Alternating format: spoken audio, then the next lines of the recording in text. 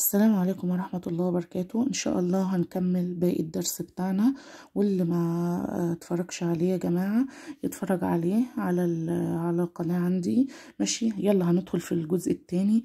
بيقول هنا: انتهت عالية من صنع مجسم مركبة الفضاء بكل تفاصيلها حتى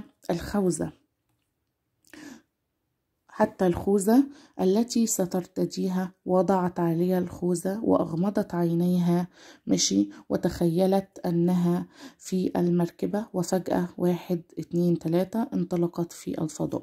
يبقى تاني: انتهت عالية من صنع مجسم مركبة فضاء بكل تفاصيلها حتى الخوذة التي سترتديها. ووضعت العالية الخوذة وأغمضت عينيها وتخيلت أنها في المركبة، وفجأة 1 2 انطلقت في الفضاء. طبعا ده كله تخيل من عالية، اللي هي عايزة، ان احنا قلنا ان عندها شغف وعندها طموح، عايزة تكتشف، وعندها ان هي تعرف كل شيء يعني. ماشي، فهنقول هنا: ماذا تحب عالية؟ ماذا تخيلت عالية؟ هنقول تخيلت عالية. هنيجي نشوف هنا يلا نقرأ القطعة هنا. انتهت عالية من صنع مجسم مركبة الفضاء بكل تفاصيلها حتى الخوذة التي سترتديها. وضعت عالية الخوذة وأغمضت عينيها وتخيلت. يبقى هنا ماذا تخيلت عالية؟ هنقول تخيلت أنها في المركبة. يبقى تاني: تخيلت عالية أنها في المركبة يا ولاد. طيب هنقول أين انطلقت عالية؟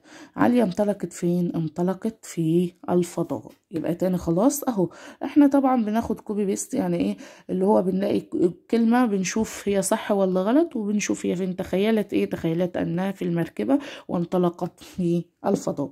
ماشي، نقول هنا نكمل الباقي ونقول هنا تحت هنا هنقول: ما هذا المنظر الرائع؟ انظر إلى كوكب الأرض من الفضاء، يبدو ككرة لونها بين الأزرق والأخضر. ماشي، يبقى نقول هنا: كيف يبدو كوكب الأرض؟ نضع سؤال كده ونقول: كيف يبدو كوكب الأرض؟ هنقول هنا يبدو كوكب قصدي في الفضاء. احنا عايزين نشوف كوكب الأرض منين؟ من الفضاء يا ولاد.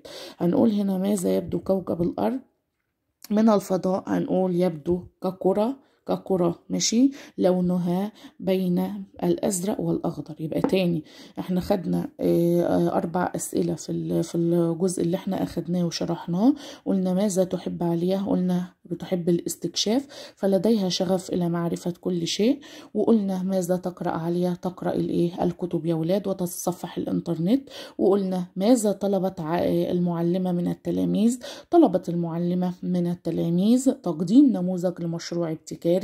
وعرفنا وقلنا ان ماذا صنعت عالية؟ قلنا صنعت عالية مجسما لمركبة فضاء. تمام كده. وقلنا الجزء بتاعنا بقى هناخد أسئلته النهاردة. ماذا تخيلت عالية؟ هنقول تخيلت عالية أنها في المركبة.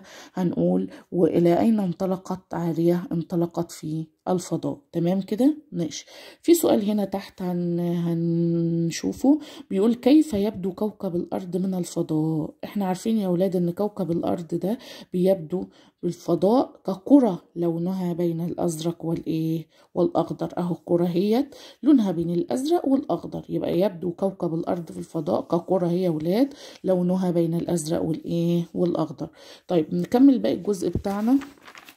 بيقول هنا وهذا أيضا القمر الذي نراه في الليل، وهذه الشمس التي تضيء لنا في النهار. جلست تنظر إلى الفضاء من نافذة المركبة التي صنعتها. ما أجمل هذا المنظر. نحط هنا سؤال يا ولاد، نقول: إيه اللي بيضيء لنا في الليل؟ اللي بيضيء في الليل القمر، صح؟ يبقى نيجي سؤال هنا لينا وقول: ما الذي يضيء في الليل؟ هنقول القمر. طيب واللي بيضيء لنا في النهار؟ اللي بتضيء لنا في النهار هي الشمس. يبقى اللي بيضيء لنا في الليل هو القمر يا ولاد، واللي بيضيء لنا في النهار هي الشمس. ماشي.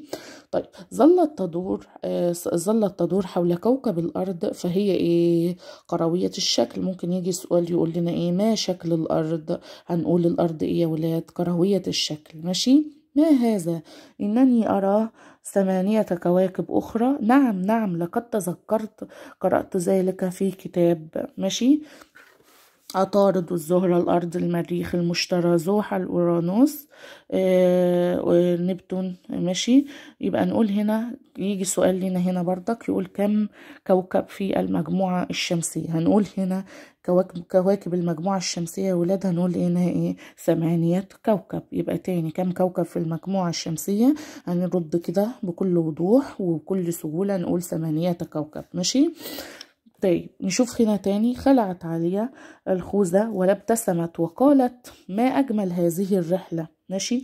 وتمنت أن يمر الوقت سريعا وتذهب إلى المدرسة لتعرض نموذج المركبة الفضائية لمعلمتها وتحكي لأصدقائها عن رحلتها في الفضاء. في سؤال هنا نجيبه، ماذا تمنت عالية؟ تمنت عالية يا ولاد 4 حاجات. أول حاجة إن هي تمنت عالية إن هو الوقت يمر بسرعة عشان تروح المدرسة وتعرض النموذج بتاع المركبة الفضائية اللي هي عملته وتحكي لأصدقائها عن ايه مشاهدته في ايه في رحلة الايه في رحلتها في الفضاء. تمام كده. يبقى تاني هنراجع مع بعض كده مراجعة بسيطة. هنقول هنا ماذا تحب عالية؟ هنقول تحب عالية الاستكشاف فلديها شغف إلى معرفة كل شيء. وماذا تقرأ عالية؟ هنقول تقرأ عالية الكتب. هنقول وتتصفح الإنترنت. هنقول ماذا طلبت المعلمة من التلاميذ؟ طلبت المعلمة من التلاميذ تقديم نموذج لمشروع ابتكاري. وماذا صممت عالية؟ صممت مجسما لمركبة فضاء يا ولاد.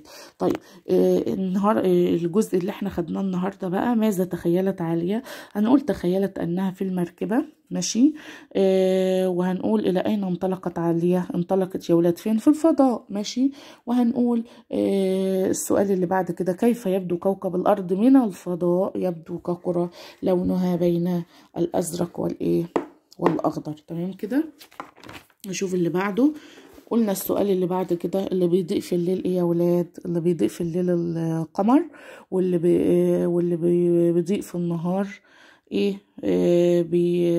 هي الشمس. تاني هنقول اللي بنشوفه بالليل ايه يا ولاد؟ اللي بنشوفه بالليل القمر، واللي بنشوفه الصبح ايه بينور لنا اللي هو الشمس. تمام كده. ماشي.